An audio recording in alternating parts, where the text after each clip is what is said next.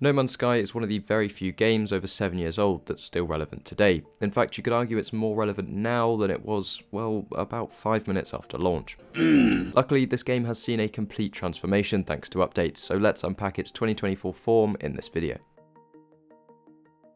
A universe with 18 quintillion unique planets. That was the main promise of No Man's Sky, a massive sandbox adventure where you chart your own course, building bases, surviving against the elements, and uncovering the secrets of its universe. Think Minecraft meets Star Wars, sprinkled with a bit of... If you followed the game at launch, you'll remember the trailers promising endless adventure, a game world so big you'd never be able to see all of it. Then it got to the launch, and let's just say it was the bugfest of Cyberpunk while lacking content like Fallout 76 did. Not very helpful having an infinite world if there's very little to do in it. Luckily, updates have come to the rescue. The 2020 Origins update had patch notes longer than the script for this entire video, so although nearly everyone would agree that they released the game 2 years too early, it was forgiven, which brings us to today. No Man's Sky still boasts a universe of staggering scale, one that dwarfs even very recent attempts by massive developers, Starfield for example. And while it may be hard to believe, each planet you visit will feel unique thanks to some really impressive procedural generation tech, which includes not just the landscapes but also the plants and animals you'll come across on your travels. There's endless diversity to the biomes too. You'll find everything from deep cave systems to volcanoes, and this variety is really the backbone for keeping exploration interesting. Very common theme with this game. Every world is also alive in some way, from an often weird array of animal life to different weather systems and numerous types of storms. There's usually a lot going on. Graphically too, it's pretty impressive, especially on next-gen consoles and PC. Yes, there's very noticeable pop-in as you enter a planet, but aside from that, the lighting, draw distances and colour usage are very immersive, within the bounds of its own art style of course. The game drops you straight into this world as a lone explorer, needing to repair your ship and get the hang of gathering basic resources to keep yourself alive, because at least in the beginning there's a decent survival aspect to the gameplay. You'll find resources everywhere, from the ground to deposits, and most enjoyably in space rock.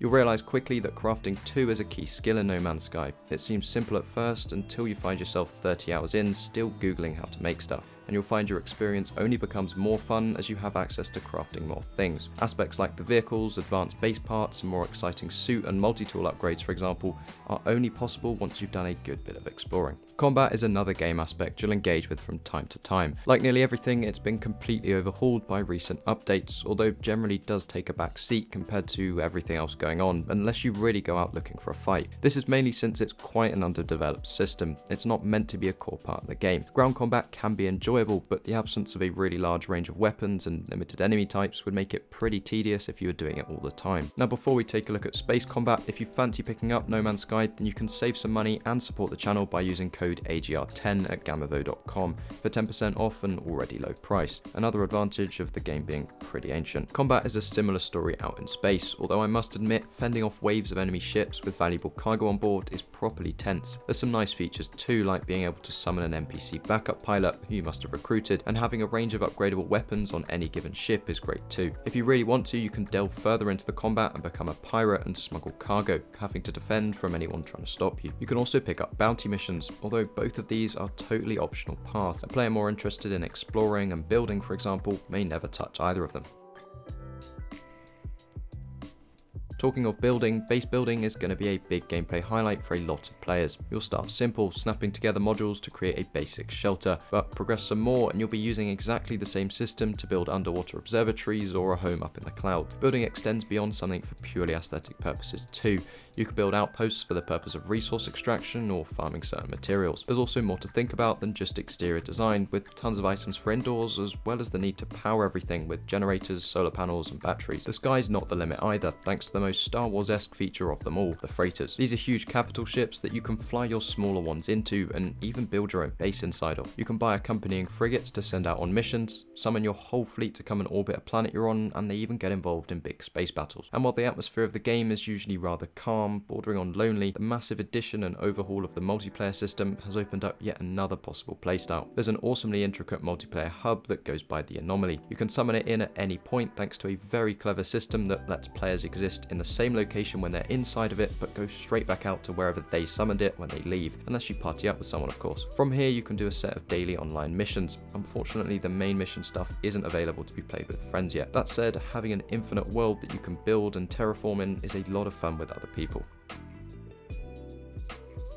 No Man's Sky's narrative is rather unique, not necessarily in a good way, although it depends what kind of a player you are. You can forget any voice-acted dialogue or speech options that are going to alter the course of the game. Here we get occasional paragraphs of text to read. For some players, this just won't be the engaging story experience they need in a game, but within this framework lies immense freedom. The Atlas Path, which is one of the first bits of stories you'll get, serves more as a starting point for your exploration, not a rigid path that you have to stick to. You still choose where to go, at what pace to progress, who to interact with, and you always have the choice of diving into the mystery and lore that you come across. Alternatively, you can just look past it and continue building, exploring and crafting. The early game tutorial is really the only forcefully guided part of the game, and a word on that tutorial, it is rather outdated and at times even feels cryptic, neither of which a beginner player needs. The learning curve of No Man's Sky is very steep, especially if you set out with haste. There's a lot of stuff to get your head around, and I even see some people commenting that they gave up on the game because they found it too complicated. This clearly isn't a problem for everyone, but I can tell you that cutting the game some slack in the opening hours is well worth it in the long run. To cover all the costs of your ships, freighters and resources, which you can often buy rather than mine by the way, there's a lot of ways to make money which helps you keep playing in a style that suits you. You can buy and sell resources between systems, effectively exploiting how well designed the economy system is. Resources are priced not only on whether the system is wealthy or industrial, but also based on supply. If the resource is abundant in the system naturally, or maybe you've just flooded the market and obliterated the price. You can sell stolen goods if you fancy that approach, or be more conventional and farm your own resources. There's even an entire settlement system now whereby you can choose to take over, manage and protect a small NPC village. Ironically, it's not nearly as profitable as smuggling, but it's a fun option.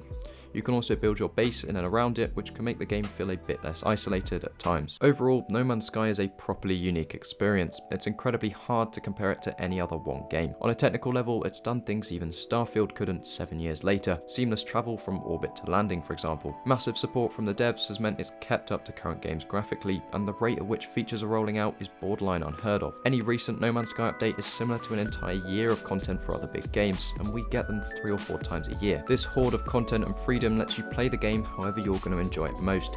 If you hate crafting, there's a creative mode, or if you hate scavenging all the time, you can change world parameters that include resource availability. If you're up for a real challenge, there's settings to make things tough for yourself, and you can even turn on permadeath. Replayability is also huge with all the updates. Even a shorter playthrough 18 months ago would give you an entirely different experience to playing it right now. There's also endless fun to be had with extensive multiplayer, and to add the final cherry on top, the game is also cross-play between PlayStation, Xbox and PC. So that's everything for this video. If you fancy picking up No Man's Sky, then don't forget to save some money by using code AGR10 on Gamivo.com, linked in the description. But that's all, so thank you for watching, and I'll see you in the next one.